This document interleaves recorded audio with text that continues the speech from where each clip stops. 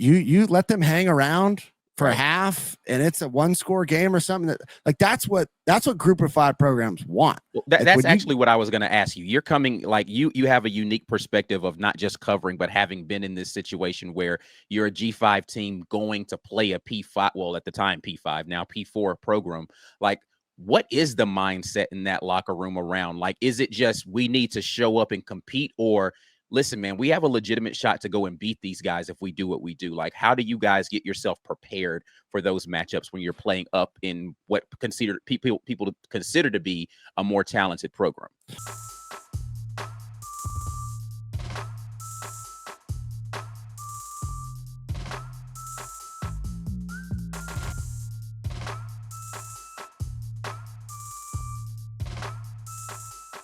What's up in War Eagle, everybody? It's your guy, Ike Jones. We are here inside the Auburn Express, powered by the War Report. And today we're talking a little bit about some of the folks that are on Auburn's schedule that you may know very little about. I know I don't know anything about them, but to make sure we have all the information correct, I've got Jeff Murphy in from Group of 5 guys to come in and talk about it. Jeff, you all cover the Group of 5, and there's a couple of Group of 5 teams on the schedule. So let's get in here. First and foremost, how did you get into the passion for the Group of 5? I think a couple of you guys played in Group of 5. Like, talk to me a little bit about the inception of that whole thing. Yeah, so, and I appreciate you having me on, Ike. So me and my partner Matt Sprouse, we both played at Middle Tennessee State. So when we got done playing, at that time, him and it was actually another one of our former teammates who doesn't do the podcast anymore with us. But they were kind of just sitting around, and we always kind of felt like this when we played, that ESPN, CBS, Fox, you click those on, all they're talking about is the same 5 to 7 teams on repeat. And I understand why they do that, from a viewership click standpoint. But there's so many great players in the Group of 5 and throughout the entire country that don't get enough coverage. So that's kind of like, well, let's kind of ante up and let's create social media. So we started that, and then a year later I kind of came on and we started the show. So we've been doing the show 4 years now. We travel across the country as much as we can, interview coaches, tour facilities, and really just try to shed light on the great programs in the Group of 5 and the players that you see in the NFL that are Hall of Famers and some of the best players that, go in the draft. They're like, well, he played at, right, Colorado State or South Florida. Like, yeah, but they turned out to be some of the greatest players of all time. So, yeah. I mean, listen, very similarly, now we didn't play for Auburn, but we attended Auburn University. We, my friends and I, who started this channel with a very similar purpose of, like, we just didn't feel like Auburn athletics as a whole were getting the kind of attention that they needed to. And so, again, when you turn on ESPN SEC network, if Auburn was not in the national championship conversation, it was kind of a footnote of the conversation, like, oh yeah, and Auburn played a game today. So we wanted to kind of get a little bit more in depth into that. So I understand, and I can only imagine how much more the need is for that in the Group of 5, because again, I'm not going to sit here and pretend like I have an exhaustive understanding of the teams that Auburn's going to face that are in that. But let's dive in and talk a little bit about a couple of the teams that are on the schedule. And we'll start with the first one that is here on Auburn's schedule, and that is going to be Ball State. Tell me about it. What is Ball State looking like this year? Yeah, Ball State, obviously coming from the MAC, was definitely one of the lower tiered teams in that conference a year ago. Lost a few important pieces from last year's team. They do return their quarterback, who's actually making a transition back to quarterback. He kind of switched to the secondary a year ago because Caden Samanza, who was the quarterback, great young player, transfers to Tulane. So he kind of comes back over, will be the quarterback, I think, to start the season. But they definitely kind of ran 2 quarterbacks a lot last year as well. So you could see potentially, him and the back will kind of split time. They do get a transfer from Kennesaw State running back, Kwai Ashley. Good, solid running back, had 400 yards and a touchdown a year ago. And then TJ Horton returns as well in that backfield. So I think they got some really good pieces Eric Weatherly transfers from Bucknell, who was a great FCS receiver. So they got some guys coming over. They got a few returners. Defense worries me a little bit. They were one of the worst defenses in the MAC a year ago. I don't see a ton really improvement there. So in all transparency, as much as I love the group of five, I don't think Auburn's going to have too difficult a time with Ball State, but they're a good program on the rise, got a fairly new head coach and trying to revitalize that program. What kind of offense are they going to try out there on the field? Like, what's the style of play? Yeah, Kyle Kelly, the quarterback, he's definitely a dual threat, type of player, likes to run a lot, especially, being able to go play the secondary last year and kind of make this just kind of shows you what type of athlete he is. Right. So expect to see a lot of zone read. They're going to want to spread you out. I mean, when you have teams that are typically smaller up front, which a lot of the group of five programs sometimes are when you're playing against, an Auburn or an Ohio State, one of those type of programs. What we want to do is spread you out and make you play 53 and a third wide. Because if we can get our guys in space one-on-one, we feel like we have athletes on the outside that can make one guy miss and then hopefully, get some positive yardage. But I think up front is where you guys could probably do some pretty good damage on the defensive offensive line, just because Ball State doesn't have a lot returning in that department, have some transfers coming in. But again, and that's kind of every team story right this year. The transfer portal's just crazy for everybody. So can you get a five up front that mesh and play well together very quickly? It's tough, but teams have done it. So, but yeah, I think that's what Ball State's going to want to do: spread you out and try and get matchups on the outside that they like. Yeah. What about on the other side of the ball? What kind of defense is going to be playing? You said not necessarily the most talented defense, but what kind of style is it? Is it an aggressive 4-3? Like what are they looking at defensively? Yeah, and again, like one of the worst defenses in the MAC a year ago, so it's struggling. But they get a couple transfers. Nathan Voorhis is a defensive end coming in from Bryant, had 47 tackles, 5 sacks a year ago. If they can increase the pressure up front, especially off the edges, that's what helps your defenses out the most, in my opinion. When you have a defensive front that can pressure the quarterback with 4, then that allows 7 to play coverage. So I think that's what they're going to try and do. Unfortunately, I think that you guys will have the beef up front and you'll be able to, they're going to try and bring pressure because that's what you have to do in those type of situations. But I think if you guys get a hat on a hat, the line of scrimmage will play in your guys' favor and might be tough sledding for that defense. Okay. Well, listen, I'm sure it will be a welcome break from a physicality standpoint after the trip to Waco. Just because I expect for that Baylor team to be improved this season for sure, particularly up front. Very much improved, I think. I hadn't deep dived into Baylor. I just kind of I love college football. So we cover a group of 5, but I look into a lot of different teams as well. And that's a tough one to open the season. Baylor's going to be pretty good.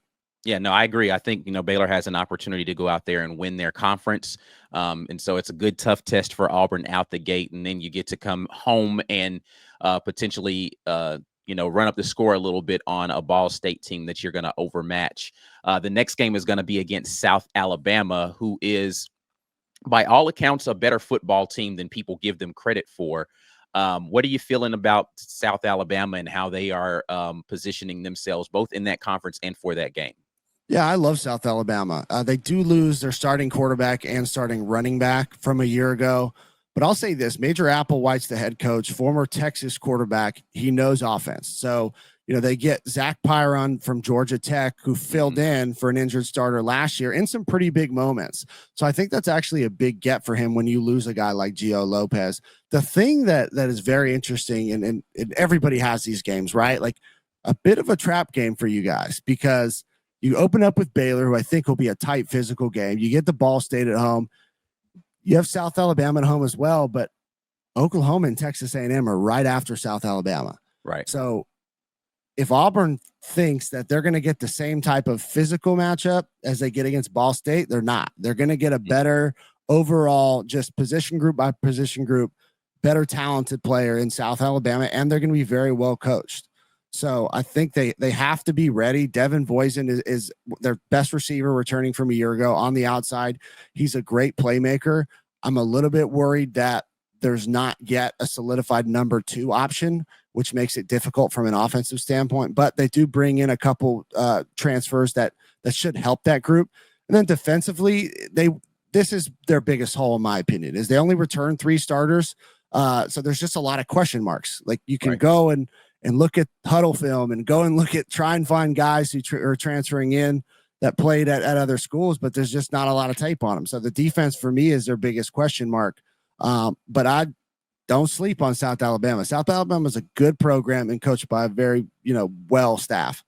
Yeah, no, listen, I talked with Dave Schultz over at Locked on Sunbelt, and he expressed similar things. He was saying, he asked me the question, do I think that this is a trap game for Auburn? And, I hate the question because it definitely could be for where it's positioned on the schedule. You already mentioned you have that tough Baylor game to start, and then you've got, all of the anxiety or whatever you have for Auburn going into Norman the week after that, with Jackson Arnold being the transfer from Oklahoma. And do they look ahead and just kind of try to sleepwalk through that South Alabama game? And that game ends up being either closer than it should be, or somehow South Alabama comes out with a win there in Jordan-Hare Stadium, and then the entire fan base falls apart. I don't think that that's going to be the case, because I do believe that this Auburn team is talented enough to even be able to sleepwalk through a game and win it, but you still don't want it to even be a question. You need to convincingly, if you're an Auburn fan, win that sort of football game, because you don't want to have the conversation at the end of the year when if you do find a way to get to 9 wins and people look at your schedule and they're like, well, what happened in this South Alabama game? Right. And so, definitely one of those games that you have to make sure that if you're Hugh Freeze, you get your team motivated properly to go out and play football. And it's difficult as a player. Like I remember when we'd have a big, school on our schedule at middle, and it's like, we have FIU or something right before. And it's like, man, we know we got to take care of business at FIU, but and we got this team right after, and like we get to go there and play. So it's like a similar type of thing. And this is just how players are. And this is all the coaching staff and what they preach. And you just got to keep your guys locked in, because the last thing you want to do, like I could see that game starting slow. I think position group by position group, Auburn's going to be probably more talented, a little bit deeper, especially as well. But you let them hang around for a half, and it's a 1-score game or something. That's what Group of 5 programs want. Well, that's actually what I was going to ask you. You're coming, like you have a unique perspective of not just covering, but having been in this situation where you're a G5 team going to play a P5, well, at the time P5, now P4 program. Like, what is the mindset in that locker room around? Like, is it just we need to show up and compete, or listen, man, we have a legitimate shot to go and beat these guys if we do what we do? Like, how do you guys get yourself prepared for those matchups when you're playing up in what people consider to be a more talented program? Yeah, I mean, we loved it. We went in and beat, Georgia Tech when I was there, and that was like a huge shock. We beat Miami. I'm just talking Middle Tennessee. Miami, they were ranked 25. I think this was 4 years ago. Like, we get excited about those games. Like, those are, hey, I can make a highlight on this, on ESPN or CBS or wherever the game is televised. Like, that is an opportunity for us to make a statement. And now in this stage with NIL and the transfer portal, like, everything matters. And you make a big play, or if you're a quarterback and have a great game against an Auburn team, like, that just goes on your resume for either that school down the line to get paid more, or somebody else that comes in and wants to recruit you. So, I mean, we definitely would get up for those games. And like vice versa. Like, I remember we played McNeese State. Like, McNeese State was like, we should take care. McNeese State was a great FCS, and still is FCS program. They came in and damn near beat us. So it's like, I know both sides of the mentality. And as much as the coach will preach, do not overlook these guys. Do not overlook these guys. When you go on the road in Norman the next week, you don't think those guys are going to be thinking about that a little bit at Auburn? Like, it's just natural mentality. So, I think they will handle business, but I mean, look out. South Alabama's not a pushover, is my point. Gotcha. Understood completely. I mean, you touched around the topic a little bit. So we didn't talk about necessarily talking about this, but I do want to ask your perspective as someone who's played in programs like a Middle Tennessee in this era that you did not get to experience with the transfer portal and NIL. How much do you feel like that impacts something? You said put it on tape, maybe are guys looking to potentially use this as a tryout game where it's like, I need to showcase my ability? Or do you feel like the G5 is able, because they're getting poached, to be frank, the group of 5 is getting poached over and over. FCS is having the same problem, but it's happening year over year. What do you feel like this era has done to the stability of those programs? I think it definitely has hurt, to a certain extent, but I think the programs that understand the situation that we're in and the coaching staffs that are willing to adapt are the ones that are thriving right now. Like you kind of two rules of thought. I think as a coach, like you can be upset that your guys are getting poached, but it's all about creating the relationship with the player. If you have a deep relationship with the player and care about them as a human being, and you want them to be great, like you present them with the best offer you can. If they're getting life-changing money, like offered somewhere else, like you kind of have to, I mean, if it were me, I'd be like, look, I can't tell you to turn this down, but just understand the flip side to that coin. Because yes, the group of 5 is getting poached, but how many of those players are going to the Power 4 and getting lost on a roster because the coaching staffs don't know you? You're not getting the same opportunity. Like I'm a big fan of like, you can be a big fish in a small pond or a small fish in a big pond. Like for me, look at Ashton Genty last year. People want to say he was a unicorn, but I can go down a list of guys that stayed at the group of 5 school and got drafted very high. Quinyon Mitchell the year before. So it's like NFL wants to see tape, film, and stats. Right. If you are the guy at a group of 5 program and a very good one, to me, it doesn't make a whole lot of sense unless somebody's wanting to pay you $3 or $4 million or something just crazy to come over. Okay, that's something you got to think about. That's generational money. Right. If you invest it and do it right. But it's like, I think it's the bigger picture of, and I think more coaches are starting to go this route of educating the kids, just making sure they understand the full scope of their decisions. Because if your goal is to go to the NFL, you need film, tape, and the stats. That's what you need. So there's a lot of players that we on the show, like, man, I hate that he's going here. I mean, and then he doesn't have anywhere near the snaps or stats that he had at his previous school. It's like, yeah. And that's in the NFL, like ultimately. Yeah. Now they're including the group of 5 in those conversations for potential national championships with the current college football playoff format, even though there's only one school from all of the conferences that are going to get the auto bid. To your point, you still have an opportunity to showcase during the season versus a big boy, because you're going to have to play up from group of 5 versus a P4 opponent. And then if your team is doing the things the right way, you've got the right program in place, you have an opportunity to showcase it in the college football playoff later in that season as well. So bowl games, not as big a deal anymore, but you do still have the big stages that are available to you if you do it right in the G5 level.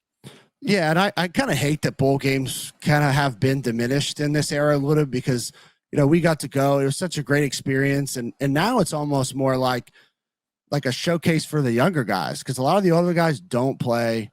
Right. But before, it's like you could always get a barometer of when you'd see just great matchups that you didn't get to see throughout the regular season, whether it's Sun Belt on a Big Ten or just whatever the matchups are. I hate that it's kind of gone that route, but I wish the group of 5, quite frankly, had more teams accessible to the playoff. Like we were there at the Fiesta Bowl last year on the field, Boise State and Penn State. I know the final score looks the way it does, but if Boise State's kicker doesn't miss 2 field goals throughout that game, it's a 1-score game with Boise having all the momentum in the fourth quarter. Like it changed the dynamic of the game. And like that defense for Penn State was looked at and statistically a top 5 defense in the country. Right. And Boise State gave them all they could handle. So it's like, I think there's just this stigma of that the group of 5 programs are lesser than. I don't think it's necessarily that. I do think that, the bottom of every conference is pretty rough, whether it's group of 5 or Power 5. And over the last probably decade or so, Auburn's been in there a couple of times, but it's really been 5 to like 6 programs year in and year out that are just better than everybody else in every phase of the game. We saw it last year with Ohio State. And they just turn on the tape. They were better at every position, and they showed it, and they ended up winning the whole thing. But nobody else is beating Ohio State either. Michigan did, but that's a rivalry game. Those games, as you guys well know, you can throw everything out the window in those games. Right. So it's like, I just, one other reason why we started the pod was like trying to just get rid of this stigma a little bit. Like schedule the group of 5 and see how it goes. And I'm not talking, some of the bottom tiers, like schedule a Tulane, schedule a Louisiana, schedule a Boise State. Like I give credit Notre Dame this year. They're playing Boise State in the non-conference. So kudos to them. Yeah, well, listen, it's going to be an interesting start to the season for sure for Auburn as they gear up. Now, Mercer is an FCS program, so not necessarily something that you cover. But do you have any information about the Bears and what they're looking like this year? I do. They're great FCS program, ranked 11th right now in the preseason poll. Their quarterback from last year, their top guy he did leave, but DJ Smith, who actually started the year last year before he got injured, he should be the guy. Another dual threat type of quarterback is going to give you problems. I think offensive line wise, they're pretty big up front and return some starters. They are a little young though. And when you look at, a lot of sophomores, some juniors in there. So that sometimes can just give you issues. I don't think Auburn really has too much to worry about. Again, I think the physicality and size wears on smaller teams overall as the game goes on. So I think Auburn's going to be fine there, but they got some players. They're a good program. So you just never know. Well, definitely one that, I think Auburn fans in their mind just chalk it up as a win. But of course you got to go out there and you got to play the game.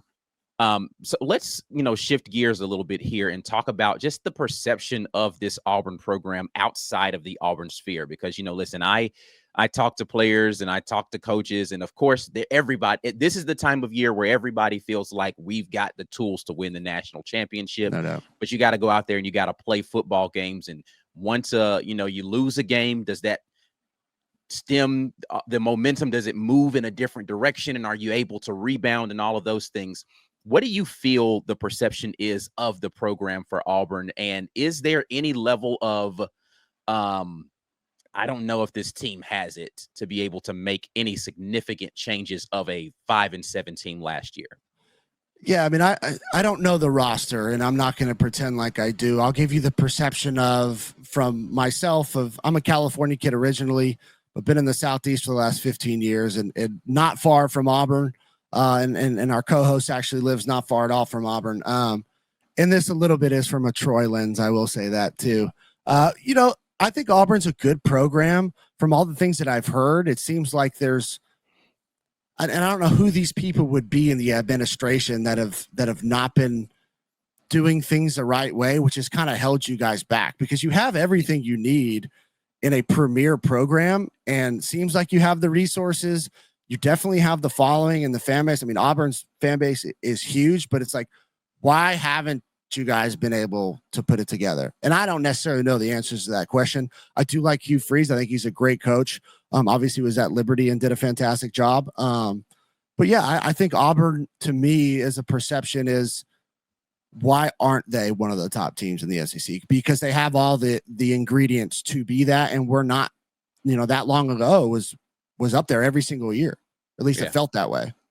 Yeah, I mean, listen, it's a program that, over the last 4 seasons for sure, has taken a bit of a nosedive since Gus Malzahn walked out of the building, or was ushered out of the building. I won't say walked out. It's not as if he decided himself that he was ready to go. But you bring up Coach Hugh Freeze, who was at Liberty. What do you said you think he's a good coach. What do you think is, I don't know how much you've actually watched Auburn games. What do you think is the difference between, the Liberty coach Hugh Freeze and the Auburn coach Hugh Freeze, as to why they're not putting it together out there? Yeah, I mean, I have not watched a ton of Auburn games in the last couple of years. I mean, we're watching so many games and traveling in the group of 5, but I just know that, from all of our contacts at Liberty and everybody loved Hugh Freeze and did not want him to leave, and just a great coach who cares about his players and gets his players to play extremely hard for him. And then from a schematic standpoint, also is just a great, football mind. So I think you guys have the right person in place. And these things take a couple of years. I say like year 3 is kind of pushing. Year 4, year 5 is when you should really see the fruits of the coach's, labor and especially the SEC, man. It's tough. Like it just is. Like, you're playing against some of the top teams in the country week in and week out, and it's not a flip of a switch overnight. And a lot of our fan bases, they fall into that too. Like, we get a new coach and it's if it's not done in a year or two, it's like, we got to go on to the next one. It's like, I don't think you guys quite understand recruiting classes, especially in this day and age with the portal and NIL. Like, it's a different ball game. You got to create relationships and build a foundation and then build on top of that. And if you're only there 3 years and you get fired, like, that's really not enough time. Yeah. Well, so let me ask you a question in that arena, though. So New Mexico State, of course, famously last season, well, not last season, Freeze's first year before last, comes into Jordan-Hare, gets the win there. I'm sure you guys had an opportunity to look at that game and dissect what was happening there.